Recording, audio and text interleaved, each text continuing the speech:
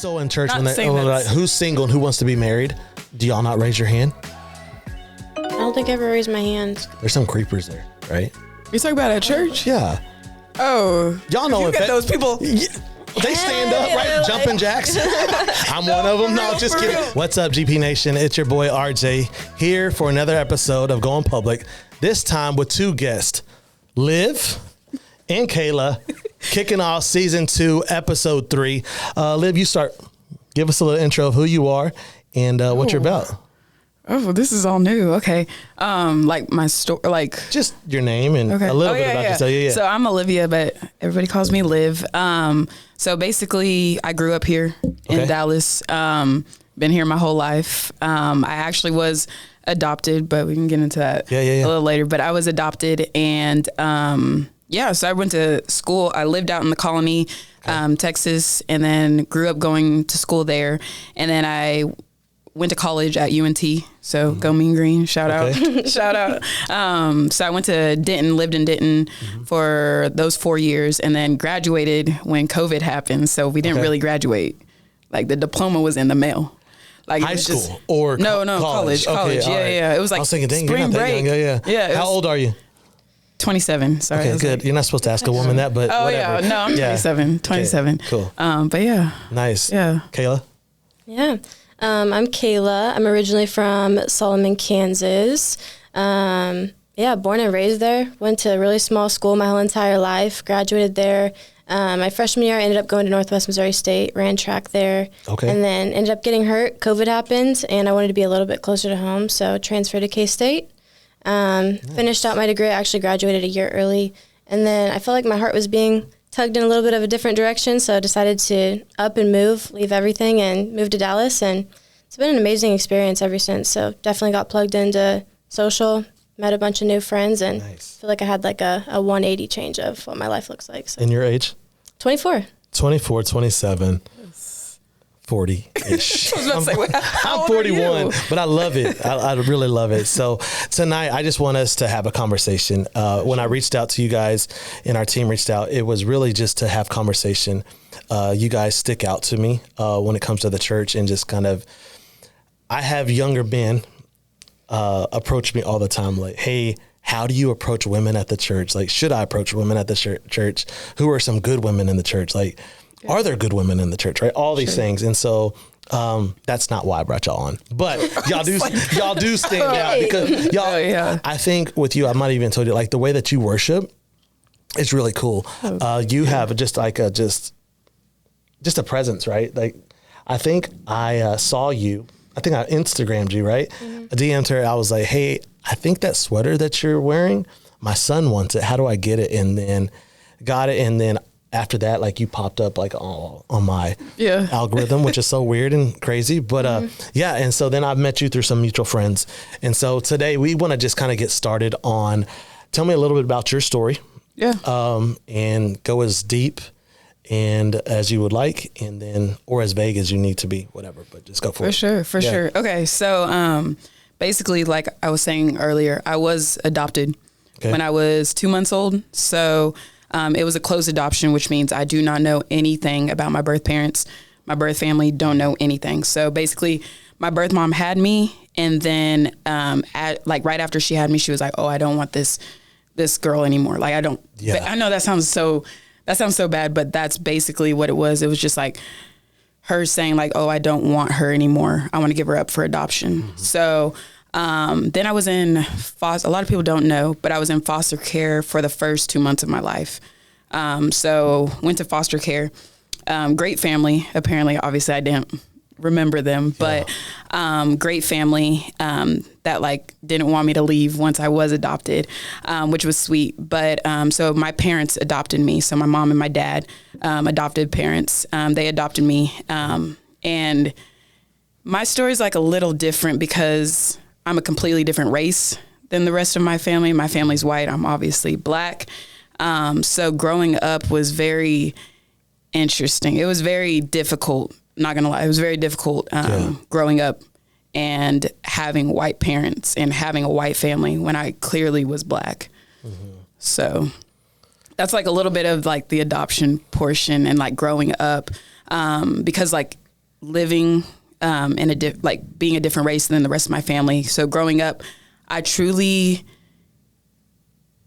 didn't know who I was at all, like ever growing up. So I feel like the enemy, immediately when I was born, just obviously identity issues, identity crisis. Like I didn't know who I was, because obviously I know I'm Black, but I'm growing up in a white family.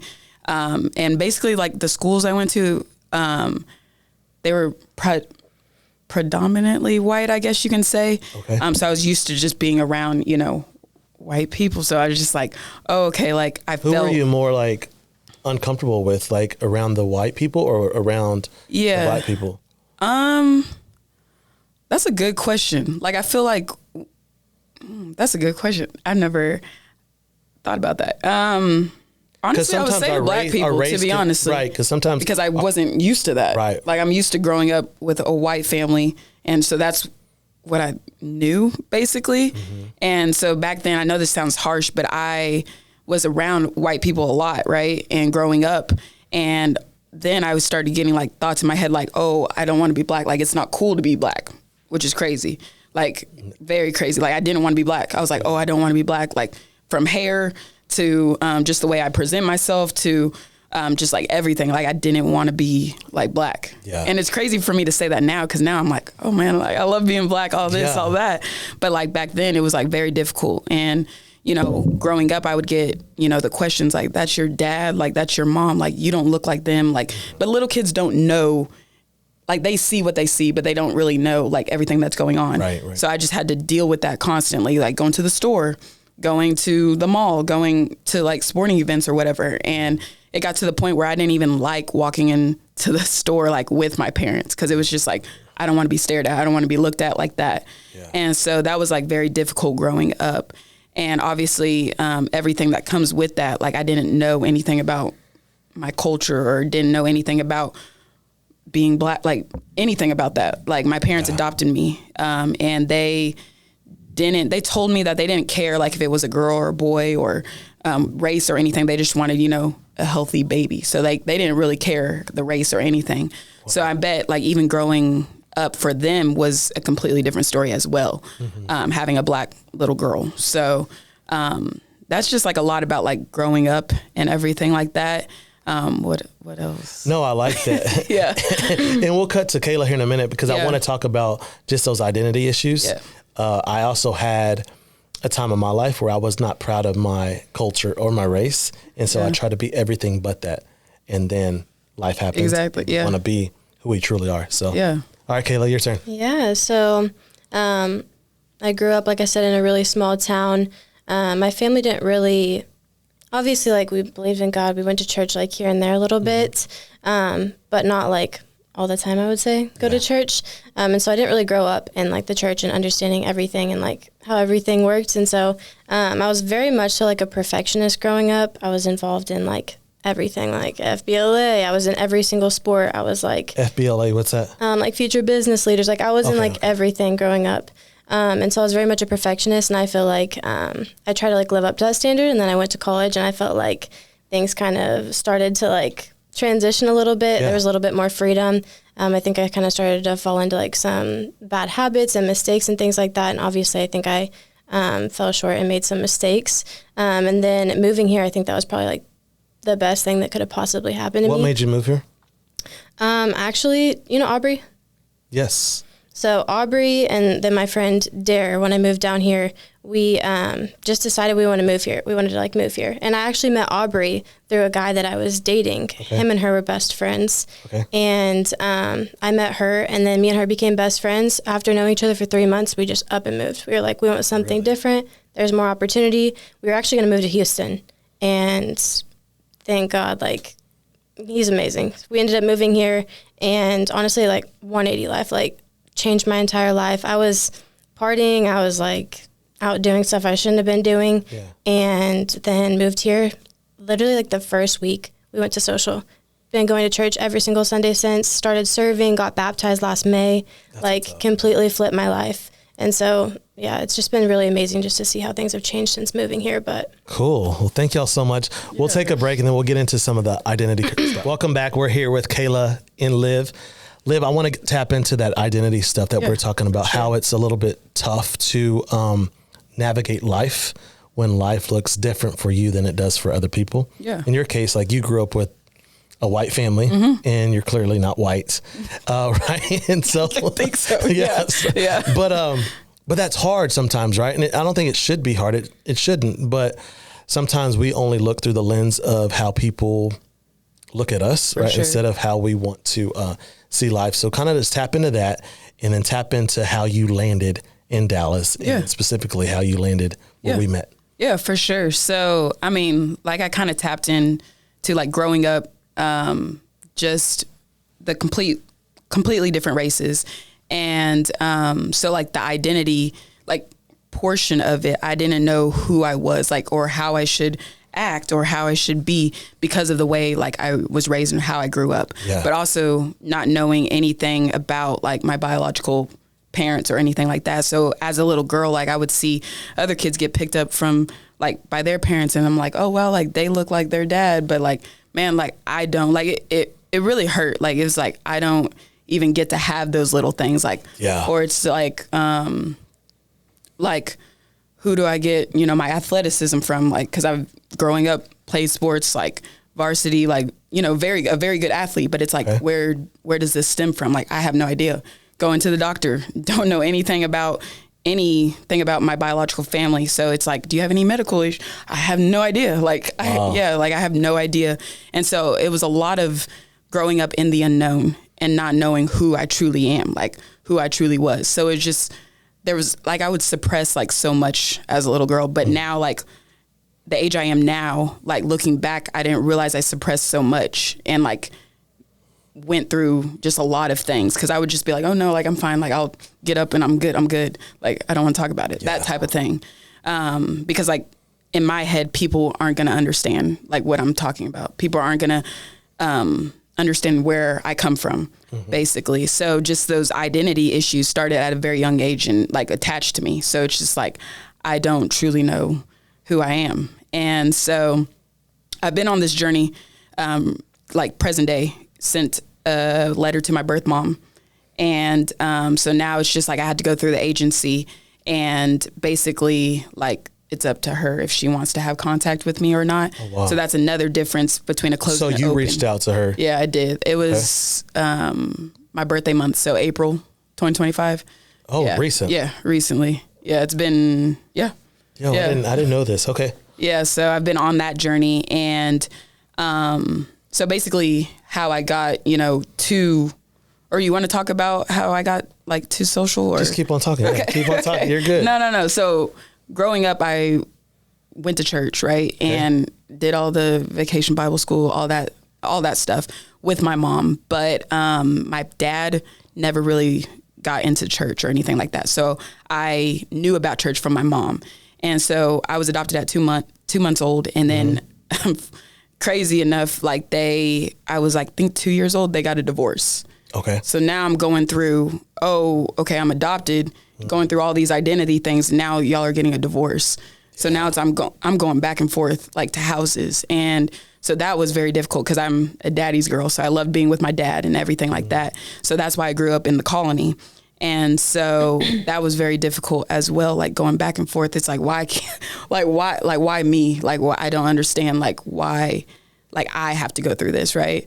And so went to college, actually ended up in my first relationship. I didn't really care about guys back in the day. Like, I was just like, I'm going to school. Yeah. I'm playing sports. I'm hooping. I'm running track. Like, that's it. Like, all my friends had their boy issues. I was like, I don't want it to be a part of that. I'm so sorry. Like, I don't. You're good. I'm trying to teach Sayla the same thing. Like, I really just want guys are nasty. Yeah. And they poke their nose and fart and all these things. I was literally like, I just want to, like, be, like, do my own thing, right? Yeah. And just stay focused, basically. Mm-hmm. So went to college and then got into my first relationship.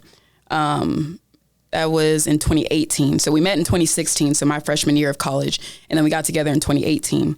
2018, we started dating, and then 2022, he proposed to me on my birthday. Okay. And let me tell you, like, absolutely not. Okay. Like, absolutely. Like, I said yes and everything because we became best friends. We'll get into that then. Okay. Okay, we were friends, became best friends, and, like, everything was great, right? Everything was great. Loved his family. My family loved his family. Like, everything was cool. Like, I didn't know what any of this was, right? And so going to college, when I went to college, I did not go to church at all. Okay. So I kind of stopped in high school because my mom and I kind of had like a falling out. So I haven't talked to her since 2016. Like a lot of people don't know that. Yeah. Sorry. Yeah. A lot of people don't. I don't really speak on that much. So I don't know where she is. Like, it was a lot of hatred towards my dad because I loved being with my dad and she didn't like that. And then, so once I was legal to pick who I wanted to be with, basically, I went over and lived with my dad until I went to college. Wow. So there's a lot of stuff that I don't really speak on, but I feel like this is the time to like open up on that about that stuff. Yeah. So I have not spoke to her since 2016. My dad remarried, so my stepmom and love my stepmom. She's cool. She's great. Yeah. She's amazing.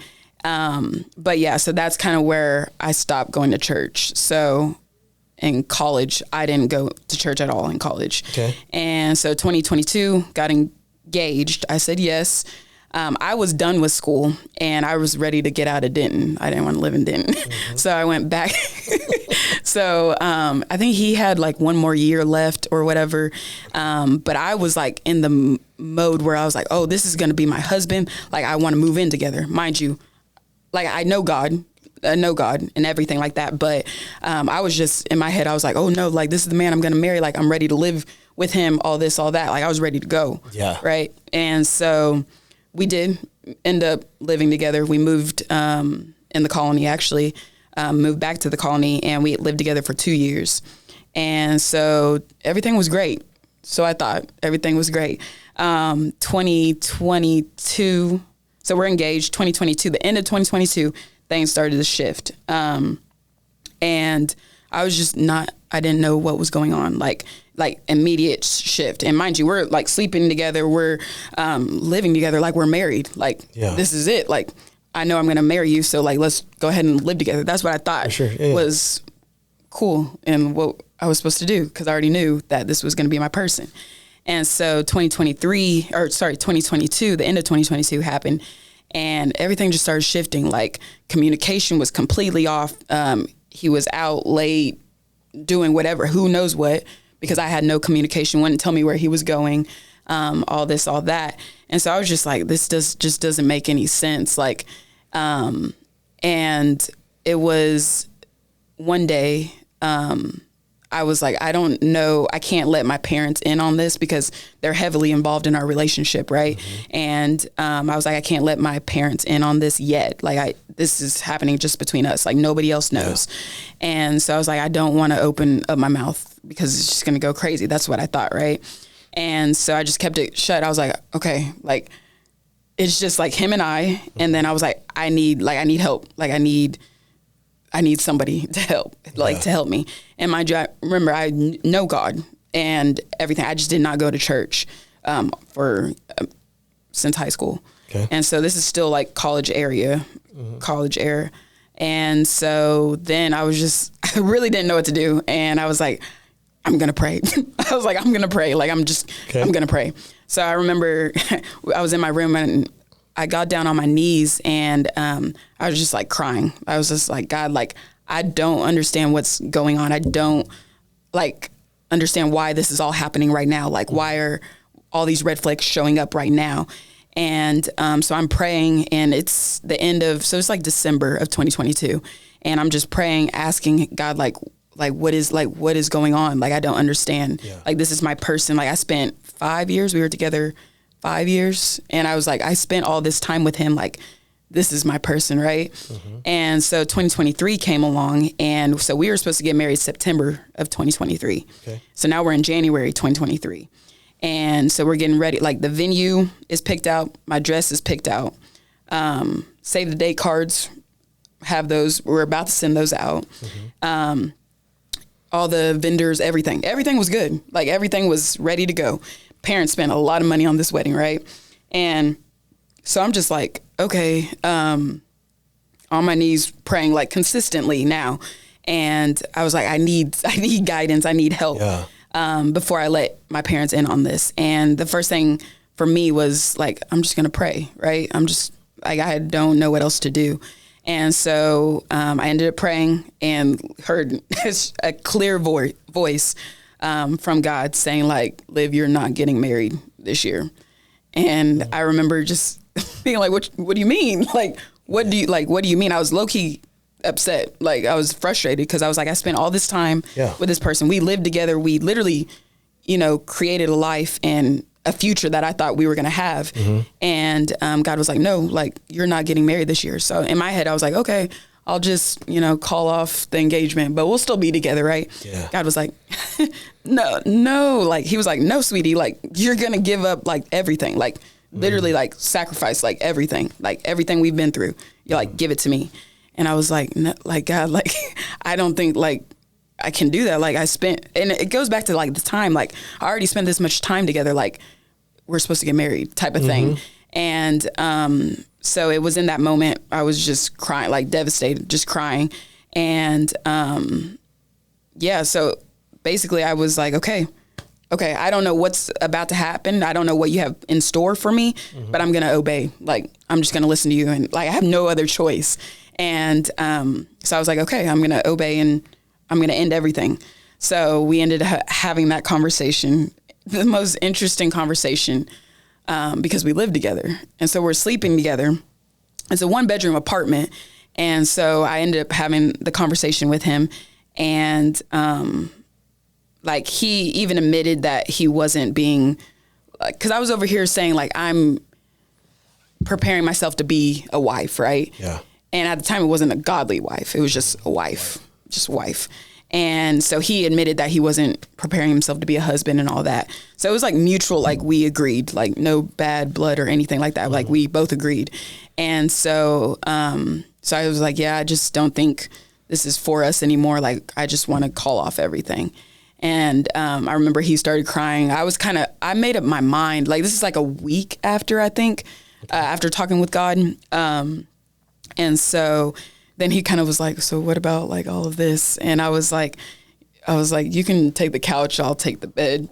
And that's just how it's going to be. But crazy to think, like, our lease didn't end till like August.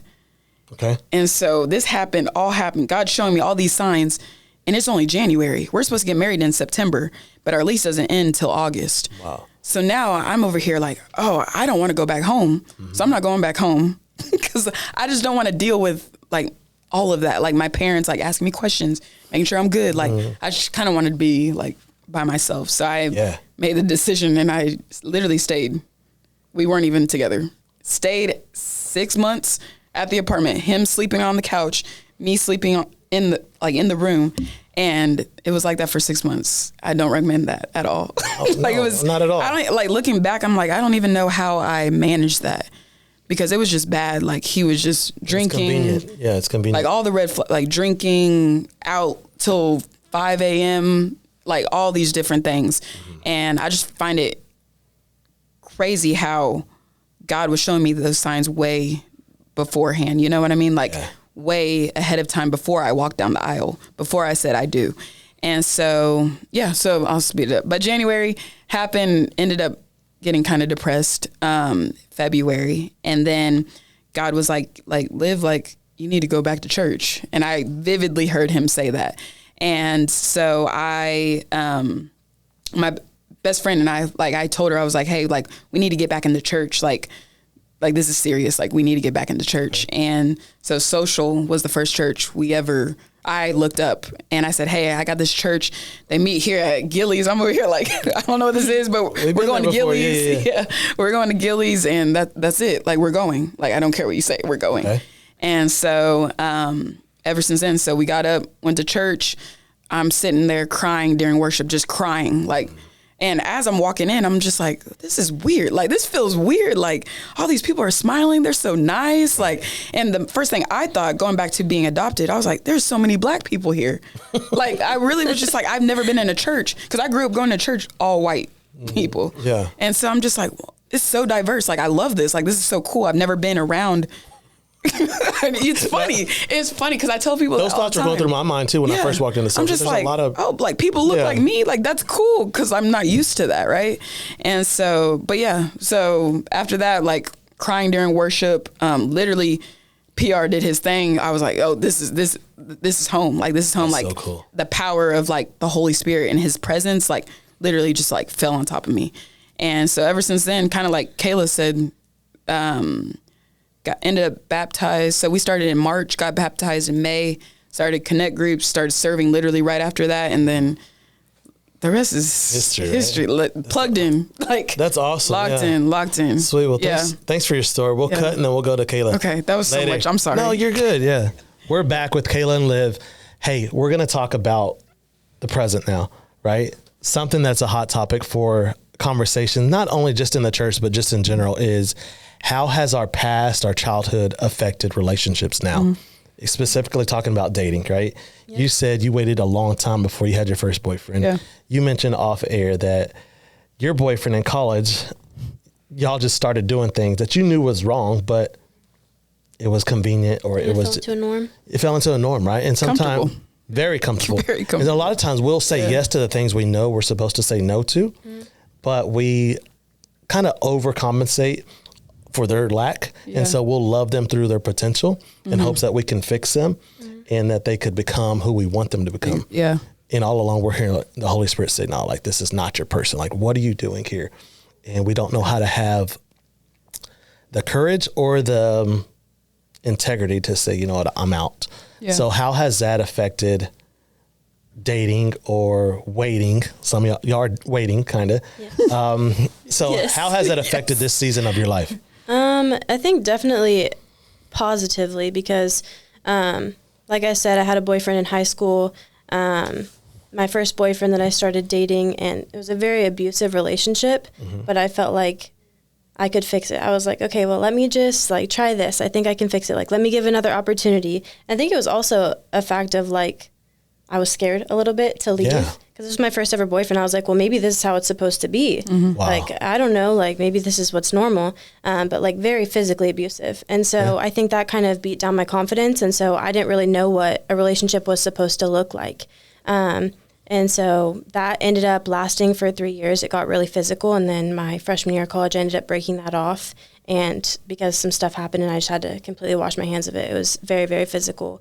And so washed my hands clean of that. And then about a year later, ended up falling into another relationship. And similar to Liv, I actually ended up moving in with this guy. I thought this guy was going to be the person that I ended up with. It was my second boyfriend. I didn't know any different, you know.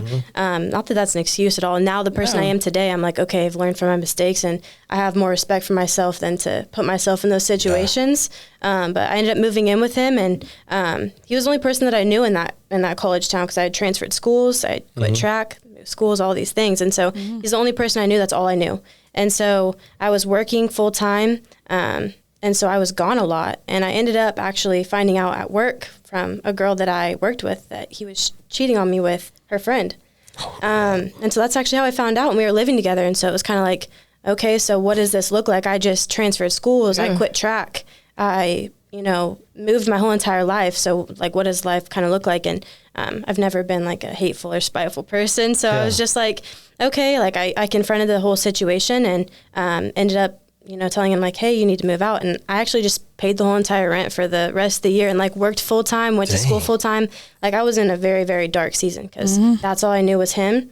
And now completely like shifting my life around and trying to juggle school and working full time and paying all these bills and being so young. Like I was 19 and I'm trying to, figure these things out. That's crazy. And so after that, I felt like I kind of was falling into a cycle of like the same things. And it wasn't until recent that I really took a deep dive. I think as I like grew in my faith, I took a deep dive into like myself, like, okay, these things are happening because of something deeper. Like maybe it's something inside me that I need to figure out that I'm like allowing these things. And so, started to really like reevaluate like the way I think and like why I move the way I move and just like some childhood things that I, had seen like growing up that I thought like, oh, well, like this is like normal, or like this is how things are supposed to be because like this is all I've ever known. And so I had to like really reevaluate and just have more self-respect for myself, I guess, and realize that like what love actually looks like. And I think I found that in the Bible, like how God loves us. Wow. It's like, this is how love is supposed to be, and like how good of a father we have that he can show us the representation of what love is actually supposed to look like. And so go ahead. No, that was good. No, I just want to tap in on the, like basically like self-discovery, like sitting with God and like really getting to the root of things. Like, cause you're going to continue being in those cycles if you don't get to the root, like with our Father. Like, he's the one that knows everything. Like, you can try to hide all these things, but he's the one that ultimately knows everything about you. And so that was the same with me, like abandonment issues from a little age, like identity issues, like why am I attaching to these people and like thinking they're going to leave, so I'm attaching to them, but they don't understand like why I'm doing this. And it's not because like I'm like clingy and all that. It's just because like the way I was grew up and like don't really know what love is. Like, we don't know what love is until we, like, the Father shows us what love is. And so I never knew what that was either, because I was just like, well, nobody wanted me. So like, I'm not worthy. I'm not I'm not valuable. I'm not any of these things. It makes you question yourself. Yeah. Right? I went to I won't say more than a season, a lifetime of doing it. I had mother wounds growing up that I did not know until later on. Yeah. And that really affected the way that I treated women. Right. I would self-sabotage because I was afraid that they were going to hurt me first. And so I would cheat. I would do whatever. I would leave. Wow. And so I was truly trying to find validation in a woman, really my mom, right? But I was trying to find anything that sounded nice, anybody that would give me words of confirmation. I thought that was love, right? I'm right there with you. Right. And like, so if my love language is words of confirmation, sometimes anybody who gives you that, you can fall in love with. Exactly. PR says this, when you're thirsty, you'll drink from any bucket. Yeah. Right. And that's the truth. And so I was trying to navigate, okay, how do I do this? And in my pursuit to find validation, I was violating women. Like, okay, I don't care how you feel, as long as you love me and I get my fix, I'm good. Right. Yeah. And something you said is, I wasn't clingy. I was just afraid to let go. Yeah. Right. Because I didn't want to be alone because I didn't love myself yet. Yeah. And it's like growing up, like I had like my mom literally like abandoned me. So like now I'm thinking like, oh, the enemy attached that spirit onto me now. So now any relationship or friendship I get into, that's exactly what I'm going to like I'm scared, like, but they don't understand it. It's not me. Like, I'm sorry that happened, but it wasn't like me, if that makes sense. Right. Like, you know what I mean? Like, you know?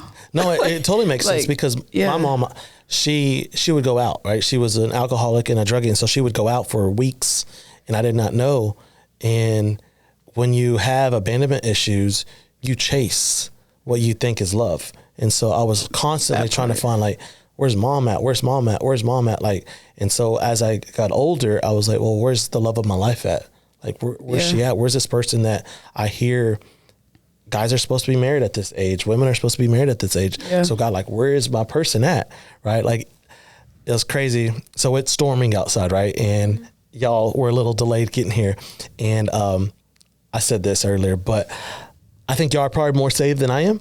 And so I have conversations with God all day long, right? And it's not always good. He knows when I'm upset. And I thought we were shooting at 7, right? And so I get my hair cut and I'm driving over here and it's pouring down. And seriously, Kayla, 11 lights in a row, red lights.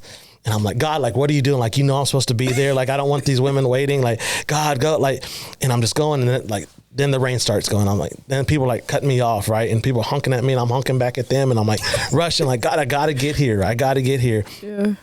But in the same time that I'm frustrated, I'm also praying, God, I ask that you would just make your presence known in tonight's pod.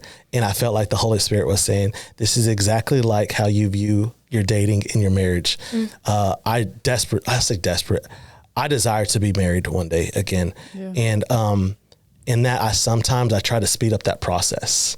And God was showing me during this is like, dude, like, you think you got to be married right now at 7:00? The appointment's not even till 7:30 and you're rushing, you're freaking out. Wow. And then now you're mad because there's storms, there's rain and storms of life hit. And you're like, God, like, why do I have to do this alone? Right. Yeah. And I'm just like, God, hurry up. Do you not like see what time it is? And he's like, yeah, I really do know what time it is. Like, you're trying to be early and I'm trying to let you enjoy the wait. Yeah, be Right. The waiting. Crazy that you say the waiting that. season. 'Cause I feel like that was placed on my heart this morning because I went on a vacation.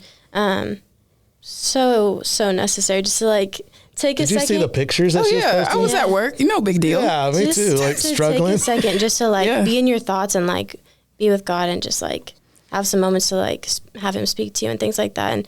And one thing that I felt like was placed on my heart was like being where your feet are. Like I feel like one thing that I struggle with is I feel like I'm always trying to like catch up. I need to be 10 steps ahead. I'm like, okay, well, every single person I went to high school with is married. And I'm For like, sure. I don't even have a boyfriend.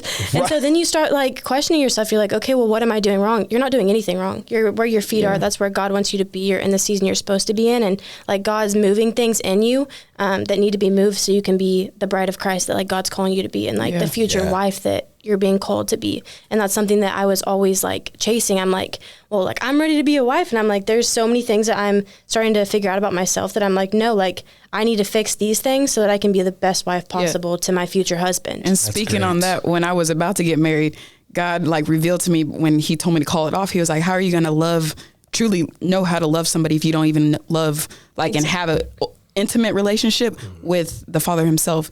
And so he clocked me on that. I said, okay, God, like I see, like I understand, like how was that marriage even going to be successful? Like I literally thank God every single day. Like I'm just like, thank you, God. Like there's no way. You know what's crazy is that when you start really growing and healing, right?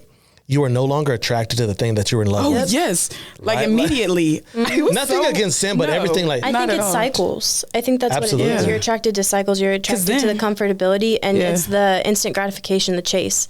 Like it's always the chase. And so I think like as you heal, you start to no longer have that chase anymore. It's like, and your standards are higher. Obviously, like you're trying to like grow your relationship with God, and like whoever can keep up, like that's your person. Otherwise, What like did that's PR say? He said your vertical. So his advice is run after God as fast as you can. And if somebody keeps up, introduce yourself. Yeah. Hey. So that's great. That's such a great line.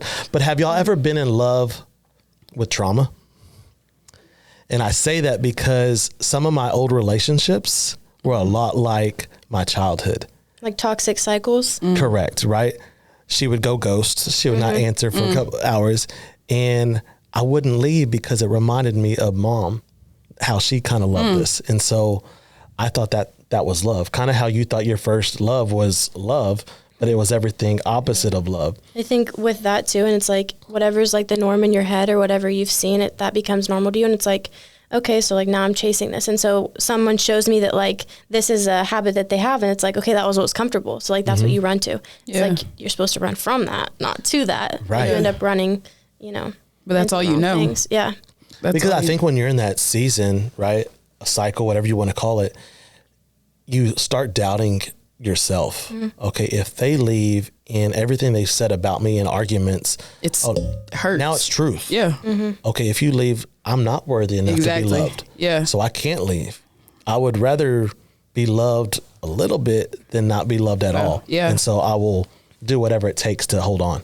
I like that you said that, because when you were talking about like loving the Father and like all that stuff in your relationship with him, I think it's also important, like, do you actually love yourself? Like, how do you see yourself? How do you view yourself? How do you speak over yourself? Like, what are you speaking? Because, like, I know that's something that I always struggled with. I think from past relationships, I struggled with, like, my perception of myself. Like, oh, like, I need to lose this much weight, or, like, I don't look good, or, like, all these little things. And I was, like, speaking these things over myself. And now, like, looking back, I'm like, I can't believe I was speaking that over myself. Like, I was, like, beating myself down to be at, like, a lower level than where I should be at. And so I think it's like so important. Like, do you love yourself? Like, you too? truly Like, have to love yourself. You have to love yourself and like know yourself. Exactly. Know yourself before you can love somebody else fully. Yeah. I like that, because society, culture right now is like, if you love yourself, you're cocky and you're arrogant. And I'm like, no, I'm not. I really did fall in love with myself. Yeah. And you walk with that confidence, because it only comes from him. A plug from an old book. Literally. Michael Todd has a book called Relationship Goals. Yep. And there's a chapter in it about the single season, right? And he talks about how it's so hard for people to love somebody else if they don't love themselves, right? Yes. Commandment is love thy neighbor as you love yourself, but I can't love you because I don't know how to love myself. Yeah. So I don't even know how to receive love because I don't know, right? Exactly. And so a lot of times we only know how to give it. We don't know how to receive it. And so a thought comes in, this is too good to be true. So I'm going to push you away because I don't want to get hurt. I'm going to self-sabotage because I think this is too good to be true. Yeah. So this person might be demonstrating everything I've been praying for, but God, this can't be true. That's why I think the waiting season is so important. Like we want to rush out of it, but ultimately, like we're in it, and I've been in it, and this is probably the best time. Like I probably wouldn't have said it back then, obviously when it just started, because you feel alone. Yes, absolutely, you do feel alone. Yeah. You desire to be married or with somebody, but at the end of the day, like the relationship that you need first is with God, and so like building that relationship, you truly get to know the things that are inside of you, one that are maybe not of him, and you're asking him to like cleanse that and everything, but then he's able to help like heal that. And they say like, I forgot it. It's what you don't reveal, like you can't heal. Like, so you have to reveal it, you know, like, so you can get what you don't healing. confront, you can't correct type stuff. Yeah, that type of thing. Yeah. And so like during the waiting season, I fell in love with getting to know myself and like who I truly am, because I never knew that growing up. And so like allowing that to be like with God has been beautiful. Like it's a journey. But I'm gonna say the whole like what you like don't reveal, you can can't say it heal. right. What you don't reveal, you can't. That it sounds weird in my head. What you don't reveal, you cannot heal. You don't heal from what you don't reveal. Yeah, you cannot heal what you don't reveal. Yes, whatever. Y'all don't quote us on that. Anyways, go. That's so good though, because that even kind of goes back to us talking about like our testimonies and stuff like that. Like you have to get that out in the open, because like God's pushing you into sharing like your testimony, and it's probably going to help somebody. So the more that you try and hide it, the more he's going to keep revealing it. He's going to keep like opening it up until you heal from it, and you can like move forward from it. I know like with me, I had some stuff that happened like 7 or 8 months ago, and I was really like broken down about like who I was as a person, and I was like embarrassed to like even like go out. Like that was probably like, my lowest point ever. And like I was trying to hide it, and I felt like God just kept putting people in front of me for me to have to like share it with them. And I'm like, no, God, like I don't want to share that. I'm not sharing that. Yeah. And it didn't matter how far I tried to run from it. I like had to speak up on it. And it was people that like, I wouldn't tell them what had happened. And they would like say little bits and pieces of things. They'd be like, God's telling me to like say this to you. And I'm like, I'm about to cry sitting here. Like they're like, God's telling me to tell you this. And I'm like, how's God telling you to tell me that? I don't even know you. Like, and it happened so many times to me. So I agree with that. I think like you have to share your testimony and you have to speak up, and it's like powerful. You do. I think the biggest lie that we as believers tend to believe is that our voice doesn't matter. Yeah. Right. And so I found out this in my healing season, that a watered down testimony heals no one. Right. So as much as we want to keep our ugly in the laundry, our ugly is what's going to heal some other people. For sure. Right? Like people need, like today actually, July 8th is my anniversary of being out of prison 4 years. And I would have never told anybody about my ugly pre-prison. And now I'm like, dude, it's part of like who I am. I'm not glad I went, but I'm thankful of what I've learned since then. But we're going to take a break, and then we're going to get into tea time. All right, fam. It's time for your favorite segment, Tea Time. This is where we will answer the questions that you have submitted. Rapid fire, right? So I'll ask a question, or you'll ask a question, and it's rapid fire. No time to think, and we'll go. Liv, you started. Oh, yeah. I just pick anybody. Anybody. Okay. Go. Kayla. When have you felt the boldest version of yourself? Right now.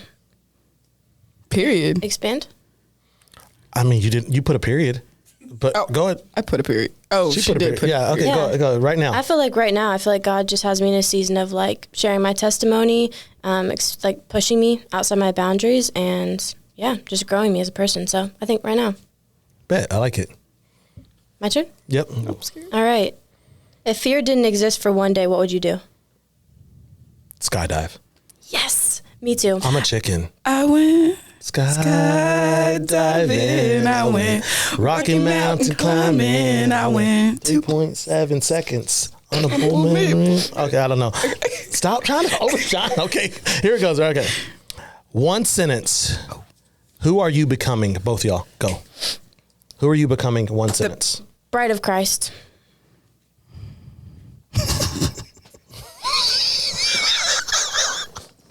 Also the person that I've always looked up to. Oh, I like that. I feel like that's a better one for me. Probably the person that I've always looked up to. I want to be that person for the younger generation. Nice. She stole mine. Yeah. It can be the same. Yeah. Okay. But no, for real, being that, because I never had a representation of a godly woman in my life ever until like obviously now with mentorship and stuff like that. But I feel like I'm truly becoming that myself. Cool. I like that. So, You're up. thank you. Oh, okay. Anybody?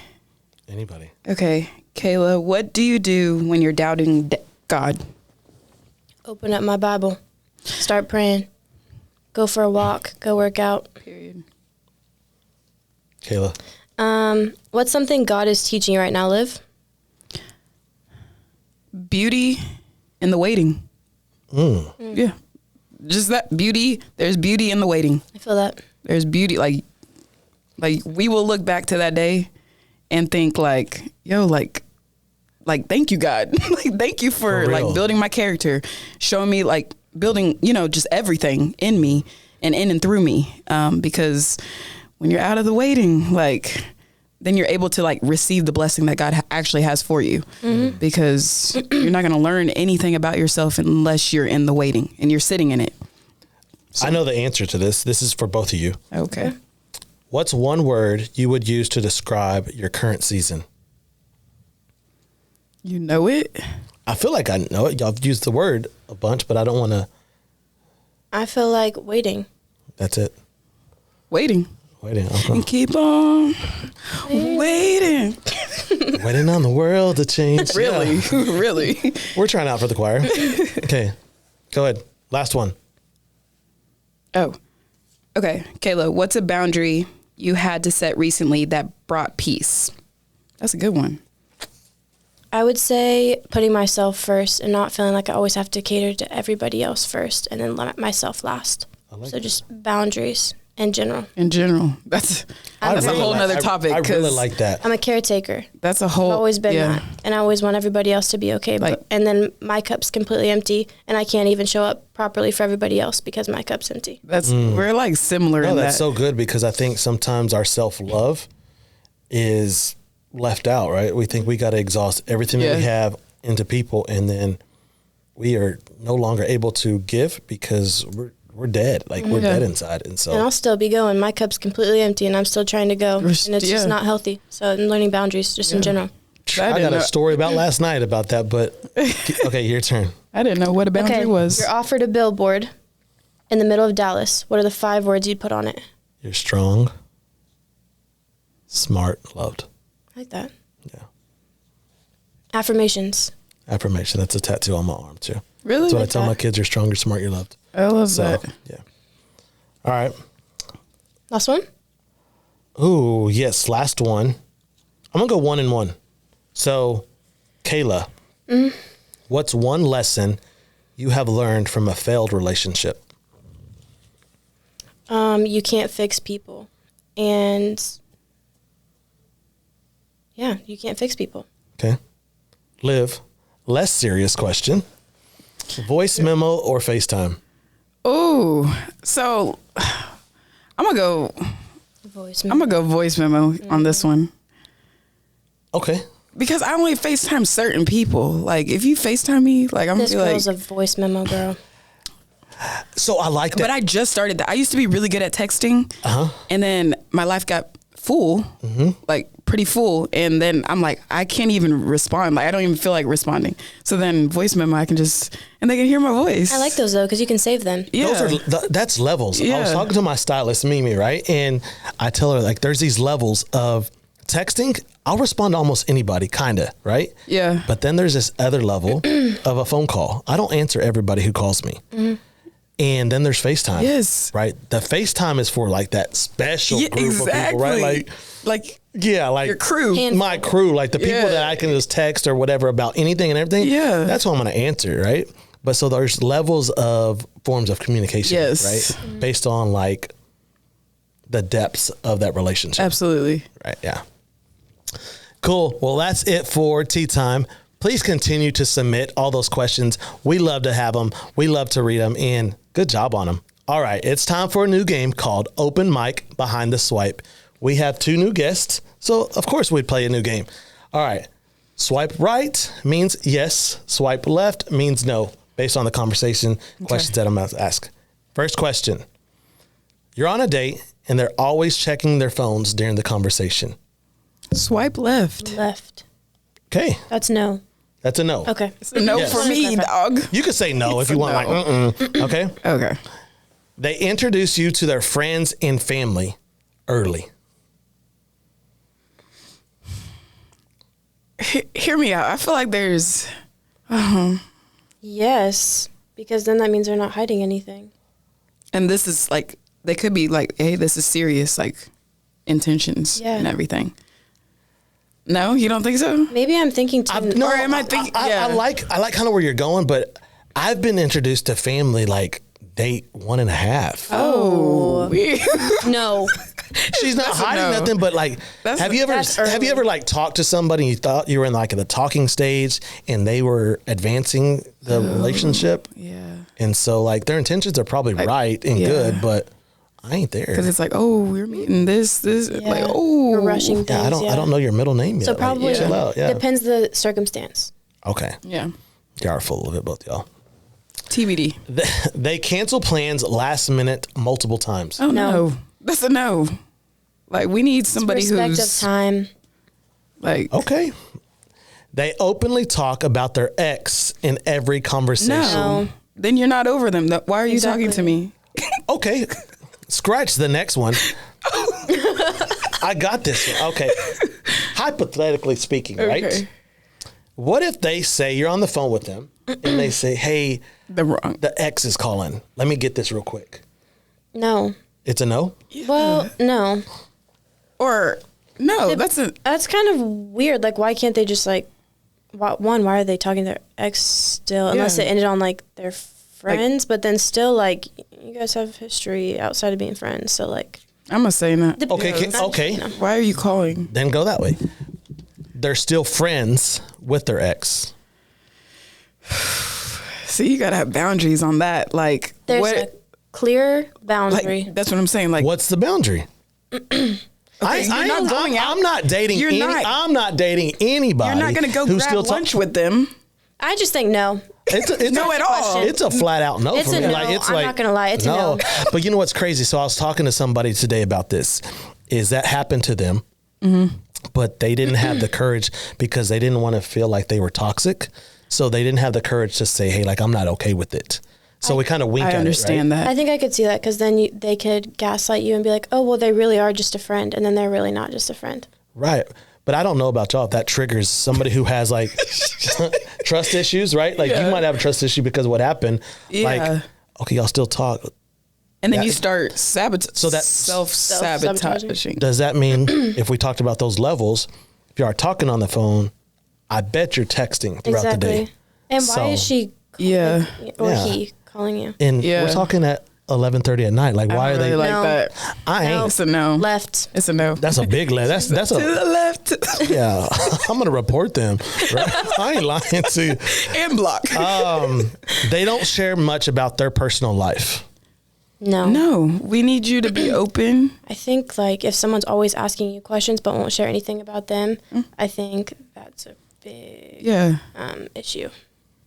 Because how are you going to take that into a marriage? Their body count is high.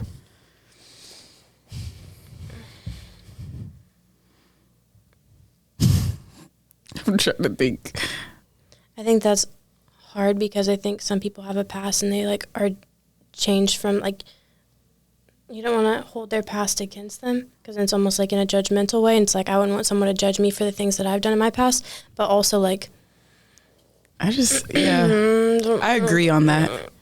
But also it's just, that one's. Be honest. It just depends where they're at. I don't know. Because would you judge, like, I think for me, like, I'd be like, ooh, like. I need to consider this. I don't know, because I don't, maybe it's a trust thing or it's like, I don't know. I'll be real honest right now. So a very goofy conversation. I was about to self-sabotage this relationship. And I asked this woman her body count. And I should have never done that because mentally I was already checked out once she told me. But then the toxic side of me, the unhealed version of RJ kept on diving in. Okay, so your body count is X. How many times with each person? And then I could never see her the same anymore. Whether I had known her before then or not, I no longer could see her after her mistake. And so I ask people that question is, if their body count is high, can you see past that? And that's such a hard question. That's hard because hard. Like I don't want all these attachments, but because I believe in soul ties. Yeah. Right. And so if that body count is high, do I have to navigate that many triggers?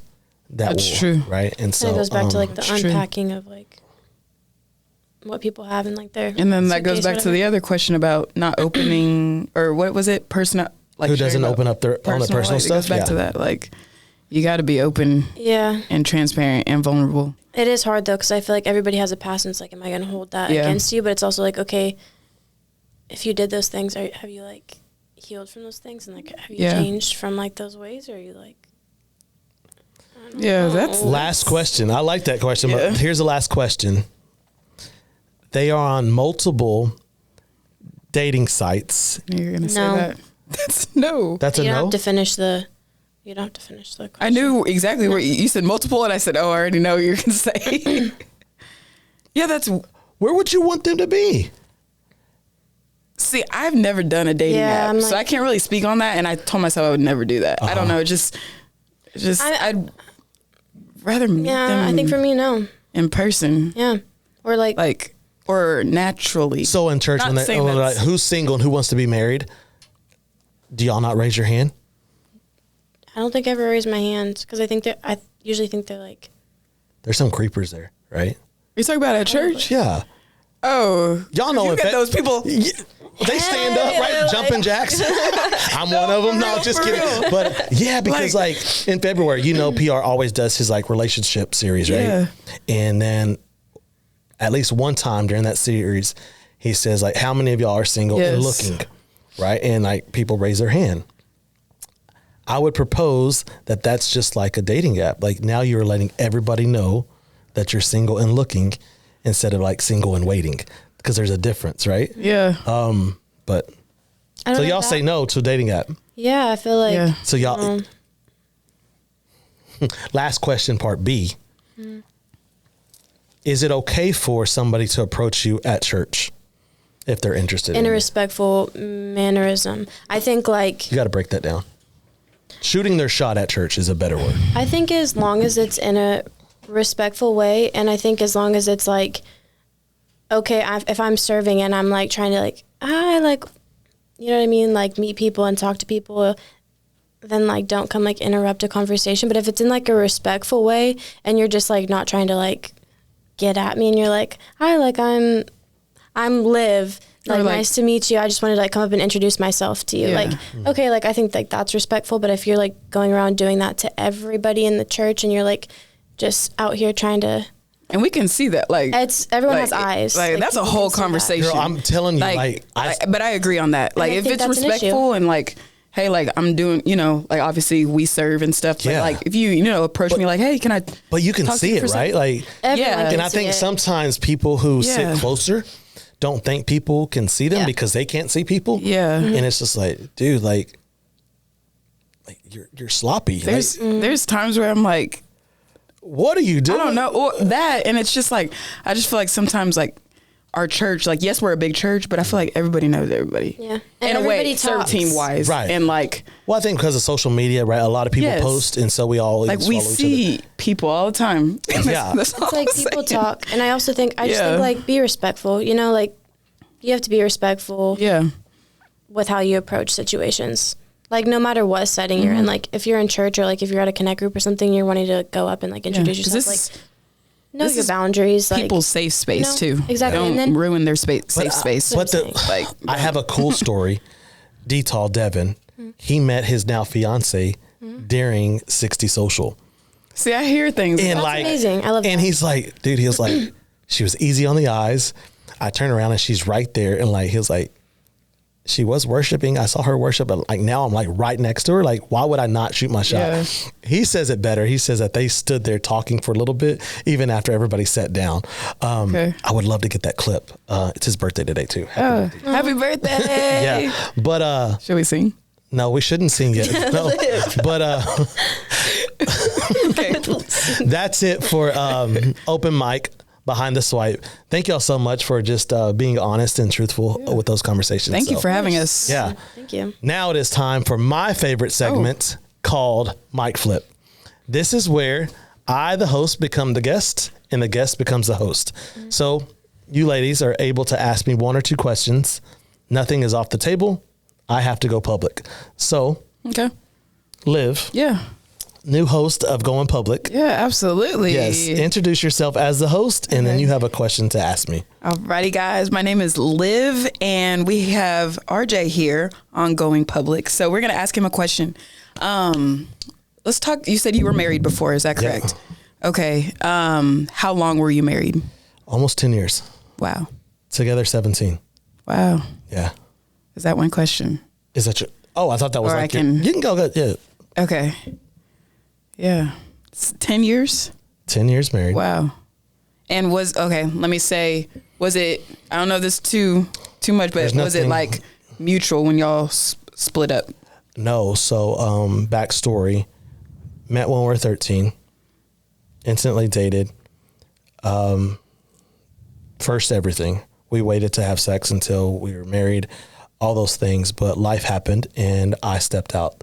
So part of my like story in ministry is I had an affair with my assistant and I had to come out and tell her. And so the divorce happened after that. But so, married almost 10 years, but together 17. So yeah. Wow. Yeah. So. Okay. All right. I get one more question. Go ahead for it. All right. So are you currently, or no, I got another question. Okay. What are you doing in the waiting? What are you doing to become that godly wife? Or Godly wife is wild. I'm so used to say that. Yeah. Okay. Used to say Nothing. That's godly husband. I'm sorry. I think it's so when I was in prison, you desperately desire communication and it's almost with anybody. And so I started praying like, God, I want somebody. And I specifically want a wife. I started reading this book called The Prayers of a Godly Husband, right? Yeah. Or Prayers of a Powerful Husband. Okay. Right. And there was this, it was blanks and you would fill in your person's name, the blank, and you had a daily prayer. Well, I didn't have anybody to fill in the blank with. And so I was like, God, I want a woman who is everything I prayed for and more. And I said, I want a wife. And I really heard the Lord speak to my spirit and say, before I can give you a wife, I got to show you how to be a husband. Amen. And so That's good. to answer your question, what am I doing? I'm praying as if it all depends on God, and I'm working as it depends on me only. Yeah. Right. And so just sharpening up my tools, making sure that I am sensitive to how women would like to respond, and then also loving myself above anything else besides my love for the Lord. Love that. Yeah. Good job. All right, host Kayla, introduce yourself as a host. All right. I'm your host, Kayla Webb of Going Public, and we have RJ here with us. My question for you would be like, I know you had mentioned prison, and you said you were in there for 4 years. No, so today is or it's 4 years since being out. Yeah. Okay. So what did that process like leading up to that kind of look like? Like, how did you find yourself there? Ooh, that's a very good question. I never saw myself there. And so when it happened, the cops came to my house and they say, hey, you violated parole. And I was like, well, I'm not on parole. And it's Kayla, it's like 6 cars are at my house, like almost like I'm like a fugitive or something. I later find out that my dad was coming to my house and he sees everything. And I think I'm getting out because I always got out like just on bond or whatever. And I go to prison. They sentence me for 5 years. I do almost 2. And I'm there. And on May 12th of 2020, I tell the Lord, like, I don't know what's up. Like, I know you're good and I know you're God, but I really want to cuss you out, but I still have that fear. Like, I don't know if I should, or you're going to kill me right now. And that only happened because on Sundays in prison, they let you watch church. And there was a conference being shown on there. John Gray is preaching at a church, and I happened to be at that conference.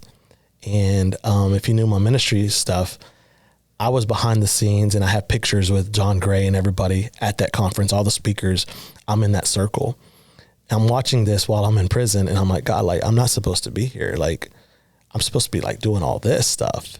And I broke, but in prison you can't break like loudly with tears. You just got to break in silence. And so I was like, Lord, I'm going to strip my faith, and I'm going to start reading from Genesis to Revelation. And I'm just going to ask you to be God.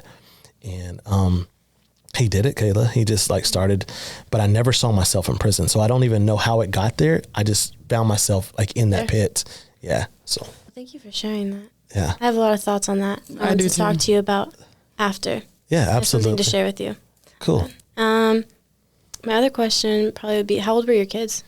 Ooh, so you're touching a heartstring. They're right there. cute. So Jeremiah now is 18. Okay. Right. So, he was around 11, 12 when I went. Noah's 2 years younger than him. And then she's now 12. So, anytime, Selah Brooke is, I love that name. yeah, so they were young, and something I always told myself I will always give glory and honor to is at that age, the boys were really trying to find themselves, preteens, right? I don't want to say Selah was absent of that time, but the boys were really trying to find themselves. And somehow, some way, the Lord protected them with people. And both of them were in youth camp and stuff like that. I remember hearing it over the phone, Jeremiah getting baptized in the Holy Spirit.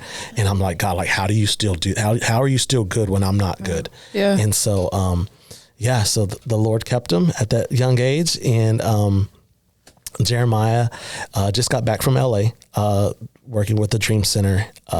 He's very involved, and they're all getting ready to go to youth camp here shortly. So Cool, like how the Lord uses like your broken seasons and like your valley seasons to grow your fruit, and like everything that you have around you now, and like the people that you're speaking over and the lives that you're touching now. Like those seasons had to happen for you to be able to be the person you are today. Absolutely, yeah. And so I tell people that all the time is like, I'm not glad that I went to prison, but I'm thankful for what I learned while I was in prison. 100%. So, ladies, thank y'all so much for tonight. Thank you. I absolutely love y'all, and I love everything that you are and everything that you're going to become. But hey, fam, do us a favor. Go follow both of them. Liv, what is your handle? It's Liv_authentically. On IG? On Instagram, yeah. Instagram, okay. And TikTok. Oh, and TikTok. Yeah, okay, TikTok. all right. Keeping it simple, I like it. Yeah. And Kayla, what's your handle? Kayla_web_. Sweet. Do yourselves a favor. Go follow both of these ladies. And then do us a favor. Go like, share, comment, and then most importantly, go subscribe. Hey, thank y'all so much for tonight. We'll see y'all next Thursday. Later.